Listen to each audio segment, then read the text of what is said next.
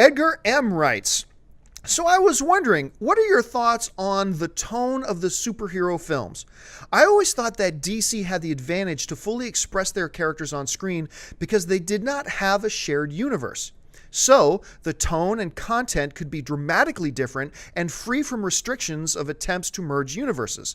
For example, The Dark Knight had a very gritty and realistic tone, whereas Superman Returns strives for a very classic and fantastical tone with very different color schemes and all that. With the Marvel Universe, since everyone will eventually share the same screen, the movies will have to have somewhat connected or similar in tone in that sense. I feel that the restrictions would deduct from the character and content of the independent DC superhero movies. Amy Rose, what do you think about that? The whole idea that not having shared universes for DC actually gives their characters the advantage. First of all, very interesting question. Thank you for submitting. I don't really know if I see it that way, personally. First of all, The Dark Knight was very, very dark and gritty. And while they didn't show a shared universe, I don't really think Justice League, for example.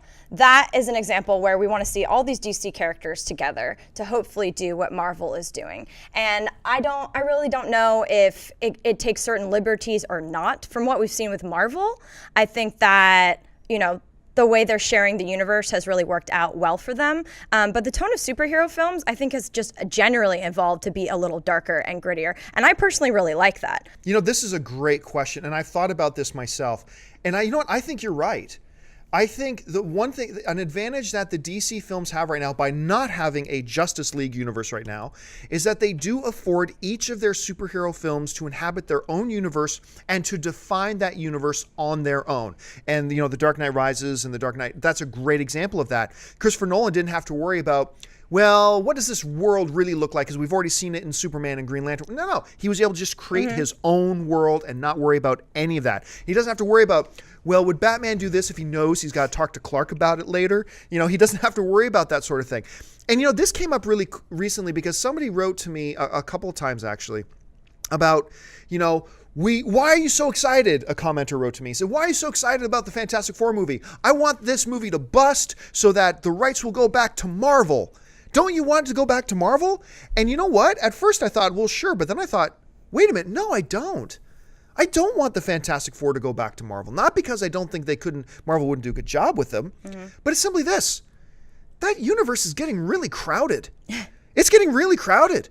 We've already got all the Avengers. You got the Hulk in there. You got Thor. You got Captain America. You got Iron Man. You got War Machine. We know we've got Ant-Man coming up. We know we've got, the wizard dude. What's the wizard dude's name? I'm going to keep forgetting. The Sorcerer Supreme. Doctor Strange. Doctor Strange. How can I remember Sorcerer Supreme and not remember Doctor Strange? I have no idea. But we got Black Panther coming, and we've got all these characters. We got the Guardians of the Galaxy coming. Now, there was a big hubbub going on about, well, wait a minute.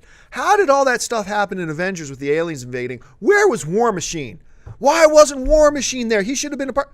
Well, pretty soon now, in any of these superhero movies, we got like 30 or 40 superheroes in the same shared universe, which makes the fantastical all not that much fantastic anymore because there's so many heroes. But we're going to ask the question every time. Like when Fantastic Four, if they were in the Marvel universe, okay, Galactus is coming. Well, are you telling me if Galactus was really coming, that every superhero on the planet wouldn't have all come together? Where was Iron Man? Where was Hulk? Why weren't they all there? We're going to ask that question in every single solitary movie. And to me, yeah, the Marvel universe is getting a little bit crowded. And I kind of like the idea of them just staying with Fox and having their own universe. Maybe they're going to, we've talked about it before, maybe X-Men and Fantastic Four are going to start sharing a universe. Oh, I hope so. But at least then it's still kind of limited.